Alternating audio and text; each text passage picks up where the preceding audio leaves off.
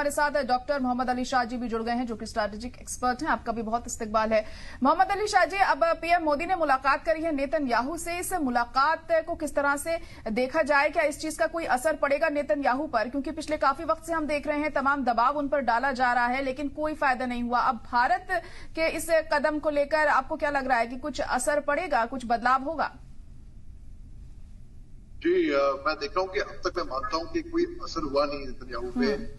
बड़ी बड़ी अंतर्राष्ट्रीय कमेटी, आईसीजे, यूएन, बहुत लोगों ने कोशिश करी है, लेकिन अब तक कुछ फर्क पड़ नहीं पाया है। अब हमारे प्रधानमंत्री साहब ने हिंदुस्तान की जब हल्की सी एक रिक्वेस्ट थी दखलंदाजी पे, रूस और यूक्रेन का जंग हल्की कुछ देर के लिए रुक गया था, एक ह्यूमैनिटेरियन कॉरिडोर बना था उसके कहने पे, तो फर्क पड़ा था। जंग कभी रुकता नहीं है कभी किसी के लिए। तो यहाँ पर मैं देखता हूँ कि हाँ, इसमें क्योंकि हमारे प्रधानमंत्री साहब नरेंद्र मोदी साहब और नेतन्याहू के रिश्ते बहुत काफी गहरे हैं, तो यहाँ पर हो सकता है कि उनकी बात को ले लें और कुछ इसमें फर्क पड़े। बिल्कुल। दूसरी बात है कि जो बाइडेन ने भी ये बोला है कि जो भी अगर पीस प्रोसेस को जो बंदी की तरफ सीमा के बीच में अगर कोशिशें हुई, जैसे ईरान कर रहा है, जैसे कि ईरान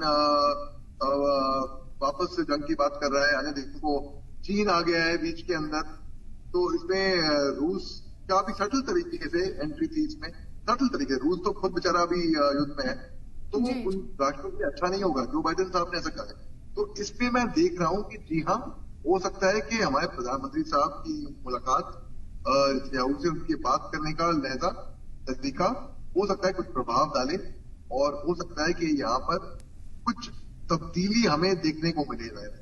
जी, उम्मीद। मोहम्मद अली शाह जी, क्या ये वजह है कि जो हमास की तरफ से ज्यादा पार्टिसिपेट नहीं किया जा रहा है जंगबंदी को लेकर, या फिर ये माना जाए कि याह्या सिनवार फिलहाल कमान संभाल रहे हैं, इस वजह से हमास के रुख में अब एक बार फिर सख्ती देखने को मिल रही है? जी देखिए, हमास अभी पार्टिसिपेट नहीं करे जंगबंदी में लेकर, लेकिन हमास ने पहले ये बात कही थी कि हम बंधक छुड़ा देंगे।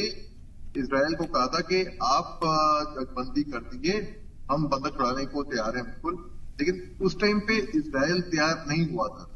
तो हमास ने बोला कि ठीक है, आप नहीं सुने तो हम ये करते हैं। लेकिन मेरा ऐसा मानना है कि कहीं पे भी वो नहीं आनी चाहिए। आप नहीं माना, तब ने नहीं माना, तब नहीं माना, अब मान रहे हैं, उसने नहीं किया, इसने नहीं किया, अब तब जो अभी बेहतरी के लिए है सबके लिए, जो भी शांति लाने के लिए है सबके लिए, उसी पे ही फोकस होना चाहिए। तो मेरा ऐसा मानना है कि पार्टी चाहे पहले इजराइल की थी, अब हमास की है, अब इजराइल की, जो भी जंगबंदी की तरफ लेकर आती है बातें, उनको माननी चाहिए, क्योंकि खून खराबे में कोई मतलब नहीं है, और जाके जंग और आगे एस्केलेट हो जाएगा। फिर ईरान इसको अलग ही लेवल पे ले जाएगा फालतू में। तो फिर जितने भी यहाँ पे बेगुनाह और मासूम लाचार जो मारे जा रहे हैं, और ज्यादा इसकी तादाद और बढ़ेगी, तो मतलब कुछ होगा नहीं। तो इससे बेहतरी ये है कि जल्द से जल्द कैसे भी, हुक और बाय क्रुक, कोई भी करे, कैसे भी करे, इस जंग को रोका जाए। और हमारे प्रधानमंत्री साहब नरेंद्र मोदी साहब ने सलाह दी है नेतन्याहू को भी, ये कैसे भी वो, मुझे लगता है कि नेतन्याहू उनकी बात मानेंगे, कोई दबाव में नहीं आएंगे, लेकिन उनकी बात रखी जाएगी। जी तो बिल्कुल। देखिए, उम्मीद की जा सकती है अब पीएम मोदी की बात वो यहाँ पर माने और कुछ बेहतर हमें आने वाले दिनों में देखने को मिले। फिलहाल आप सभी का बहुत शुक्रिया हमारे साथ जुड़ने के लिए।